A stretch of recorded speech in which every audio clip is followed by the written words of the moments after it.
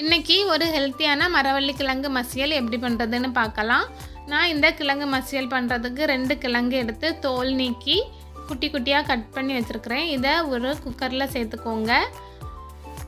கிழங்கு மூழ்கிற அளவுக்கு தண்ணி விட்டு தேவையான அளவு கல் உப்பு போட்டு 10 விசிலுக்கு நல்லா வேக வச்சுக்கோங்க. கிழங்கு நல்லா வேகணும், அப்போ தான் மசியலுக்கு நல்லா வரும். பாருங்கள், கிழங்கு நல்லா வெந்துடுச்சு. இதில் உள்ள தண்ணியெல்லாம் வடிச்சிட்டு ஒரு ஸ்மாஷர் வச்சு நல்லா மசிச்சு விட்டுருக்கோங்க. இந்த மாதிரி நல்லா மசிஞ்சு வரணும். இப்போது இதில் கடுகு தாளித்து சேர்த்துக்கலாம்.